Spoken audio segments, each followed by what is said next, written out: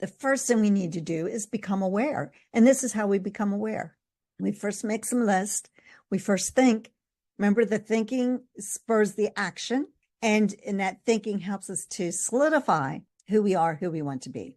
So it starts with the awareness. And that's the first step you need to take. And that's a key. Awareness is key to overcoming some of those habitual thoughts in your subconscious mind and those patterns that we have that are generational. And those patterns are likely holding you back. And the habits we have are stored deep within our subconscious mind, but they control everything about us. Your subconscious mind controls everything that you do, the way you walk, the way you talk, the way you act. And the only way you can shift it is by changing your thoughts of who you are.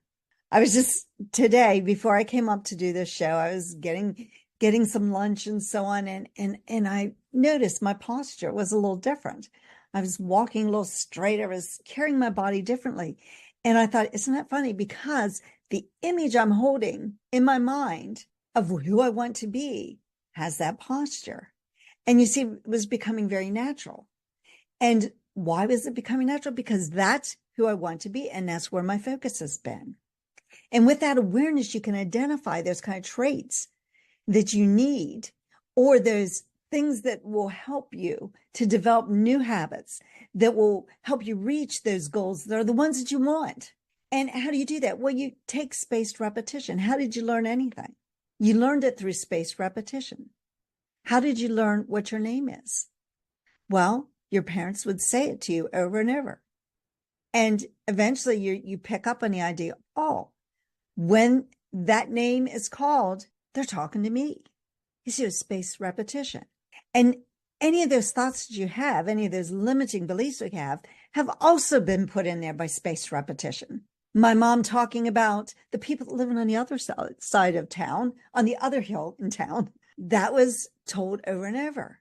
And so I became to develop the idea that some people are more affluent and they don't live where we live.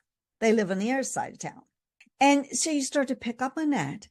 Well, how do you change it? The same way it was put in there. Spaced repetition. If you want to change who you are, change the image of who you are, you have to keep thinking about it. And then one day, like I did today, you're going to say, oh my gosh, I must have changed enough of that I can see the difference in who I am. And it doesn't happen overnight. It's going to take time, and we don't know how long it's going to take. You see, there's a time to sow and a time to reap, and they're not in the same season. If you think of a farmer planting his crops, and when he harvests, he'll do them in the same year, but not in the same season. And so we don't know how long it's going to take. Think of yourself like a bamboo plant. You know, you can plant bamboo and you fertilize it, you water it, you take care of it, and it doesn't seem like it's doing anything. Then all of a sudden it just starts growing and growing. That's the way we are. We have to prepare ourselves. We have to get ready to do something. And then all of a sudden things will start to come together when you've learned enough. And that's why study becomes so important. So when we set a goal, that's the date that we think we're going to achieve it is only a guess. We don't really know because we're not aware of all the things we may have to learn in order to accomplish that goal. And so it's going to take some time. It's going to take some study. It's going to take some hard knocks. There's going to be times when things are not going to go well. And then you just look at them as an opportunity to learn so that you can expand your thinking and to grow further in life. And so this whole process takes time. It takes work. It takes practice. And often you do need some help of a mentor, of a coach. And that's when that mentorship becomes really important because we don't often see in ourselves what others see in us. And a mentor can help you see the blind spots or the things that you're missing or the things you don't realize about yourself. I remember early on in my teaching career, I had a principal and he would assign me to leadership positions.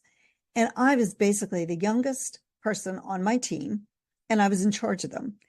And I felt very uncomfortable about that because I didn't have a self-image that made me aware that maybe there's some traits and things, but he and I would have conversations, and he was my mentor. He was my boss, but he was also my mentor. And I appreciate everything he ever did for me. And what I started to realize was that he saw in me what I did not see in myself. You see, my parents were both leaders, and I could see them as a leader. I could see my brother as a leader. I did not see myself as a leader. I saw myself as a follower, but he saw traits in me, and he helped me find those blind spots and guided me so that I had the ability to be a leader. And you see, the more you grow in any awareness, whatever the awareness is, the more you gain control of your life and the more things you find that you're able to do. But sometimes that takes somebody else to see it.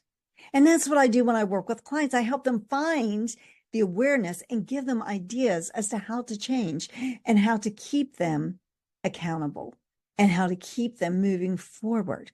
Because I don't want you just to learn. I want you to get results. I really, that's the main focus on my business, is to get people results. So it's all about following universal laws. I'd never heard about the universal laws until about 10 years ago. And this is so powerful to understand that the universe is working for your growth and it's not working against you. However, you've got to feed it with the right information. Just like if we don't feed our bodies with the right food, we don't feel well. If you don't feed your mind with the right information, you're not going to have the growth that you could, or you're going to have an experience that you really don't want because you're allowing your thoughts to think negative instead of thinking the thought that you do want. And so you will attract yourself that thing you do not want. So when you begin to move towards what you want, you have to believe that you can achieve it. And that belief has to be faith that it will happen. Because if you start to walk towards what it is that you want, but in your mind, you're not believing you can have it, then you won't get it. You can't look at a coin. You can't look at both sides of a coin at the same time. You cannot look at your goal with saying, this is what I want, and then on the other side saying, I don't think I can get it, because that's confusing. So when you start to think right, the universe will arrange everything around you to support you on your journey. And God, higher power, source energy, infinite intelligence, whatever you want to call it, whatever you want to believe that is, that connection with something bigger than you